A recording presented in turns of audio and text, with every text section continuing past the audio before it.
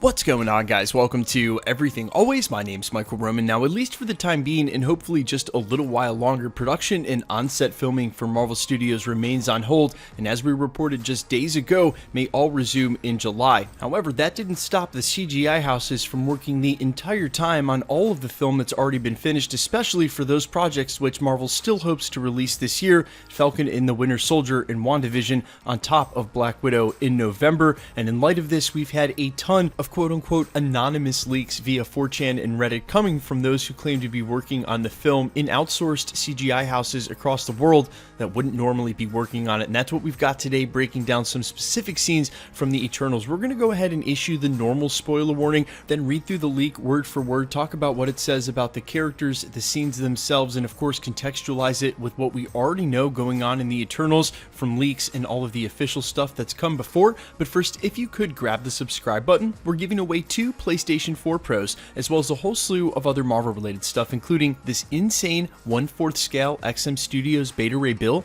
If you want to be entered to win, all you have to do, hit the subscribe button, then hit the notification bell, leave a like and a comment on this video, and if you want, stick around at the end of the video. We'll get into all the giveaway stuff again there. So first things first, the obvious spoiler warning. Remember to take anything that doesn't come directly from Marvel Studios with a grain of salt, but in the past, sometimes and most often, these anonymous 4chan leaks have come true in some way or another. So if this is in any way going to ruin your Eternals or Marvel Phase 4 experience, you know if you're susceptible to this kind of thing, which also begs the question as to why you clicked on this video in the first place. Either way, if this leak should contain any truth that's going to ruin the film for you, you might want to back out now. As well, I've had to say this real recently, guys, stay off of 4chan. That site is absolutely not safe. If you wait just a couple of days later, all of these leaks always show up on Reddit as well, which is a much safer site to go read these if you want to yourself. It starts by saying, "I've been dying to share this, but I had to wait until my team was off of the project. I've never gotten to work on a movie of this level before, but COVID must have led to Marvel outsourcing CG to my country. I'm a huge fan of the MCU, but I didn't know anything about the Eternals going into this. I read almost everything I could get my hands on in my free time on the project. I work on particle effects, so I only really saw the scenes I was working on over and over again." Kit Harington is definitely the 90s leather jacket Avengers style Black Knight. Looks like Judge Dredd mixed with Maul from Firefly. I worked a lot on his sword. It's a lightsaber essentially, but it visually reads very different than Star Wars. It's hard to describe, but it truly looks like made out of light, not a color beam, and has lots of cast off on contact like Kylo's saber. Sprite has a Navi-esque little fairy companion. It seems to be related to her powers, but I didn't get enough context on that to say for sure. Phastos has a weapons forge or something where he's making a gun that shoots swords. Why they need guns, I have no idea. Scene felt like Iron Man in the cave crafting his suit. Kingo seems to be immensely powerful, which makes me wonder how OP Icarus, Cersei, and Ajax must be. He pretty much has Quicksilver and Captain Marvel's powers combined. I worked extensively on a super memorable sequence of him having to save an entire city from a deviant attack in ancient Cimmeria. Remember the phrase, "not the dog." The only other scene I briefly worked on is Icarus flying from space into our atmosphere, basically just Richard Madden, very Superman style, coming to the planet. Now there's about 3 or 4 awesome details in here we're going to get to and break down real quickly, but you guys know me, especially those of you who have been watching me for the better part of 2 years. Not only do I tell you guys to take everything with a grain of salt in the initial spoiler warning right after the prologue, but I'm also trying to be discerning enough to look past what's on the page as a whole, because hey, I'm the guy who's sitting here looking at leaks and rumors and official announcements every single day for over 2 years. Is what they're presenting just an amalgamation of their own fan fiction with a bunch of official stuff tied in there to make it look real, or is it original content, something we haven't heard before that might line up with what we already know? And in this case, with this leak specifically, a lot of these 4chan leaks that have been coming out before it have been, and forthcoming from the authors, translated from a different language. This is obviously very well written, and I don't want to penalize it for that,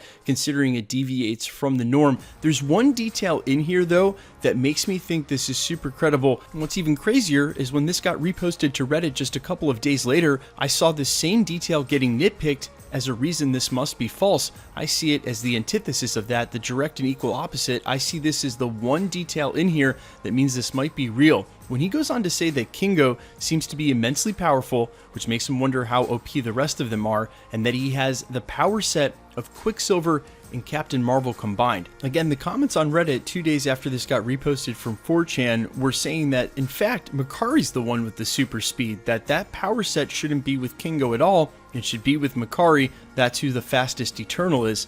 Man, they're all fast. They're all Eternals, and that's how OP each one of these superheroes are. Each one of them is going to seem insanely powerful compared to your regular Avenger. That's why they are on a whole nother level, and we've talked about this here at the channel. The problem of power creep when you start getting superheroes on the level of Captain Marvel or even more powerful, and more than one. In fact, a whole team of superheroes that are this powerful, that you then need more and more powerful villains for them to go against, when it just turns into everybody is the most powerful being in the entire Marvel Cinematic Universe. But again, you got to remember, we're about to wade into territory with the likes of Adam Warlock, eventually Galactus, maybe even some Omega level power sets when and if we ever get to Franklin Richards in the MCU, the Phoenix Force, if they ever want to bring that back. These sort of power levels are going to be welcomed against the adversaries that are going to demand them out of these heroes. Now, one other detail I want to point out in this is I saw other comments pointing to the fact that Dane Whitman, the Black Knight, in fact wields the Ebony Blade, something that was said to maybe even go as an Easter egg in the first Doctor Strange.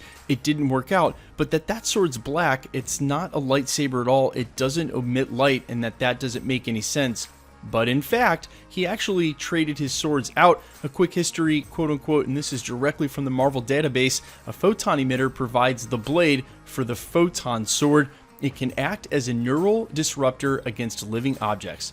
After giving up the Ebony Blade, Dane Whitman designed and constructed a neural sword. The neural sword resembles a lightsaber in both its appearance and its effects on non-living matter, but the sword functions differently when used against living beings. Its laser blade is actually a neural disruptor. When Whitman cuts someone with the sword, it delivers a massive jolt to the being's central nervous system. This jolt is usually enough to incapacitate someone within just a few hits. Alternately, Whitman can reverse the neural sword's energy stream so that it encases the hilt and, by extension, Whitman's fist in a high energy field. Using the sword in this fashion enables Whitman to punch with some unspecified degree of enhanced strength.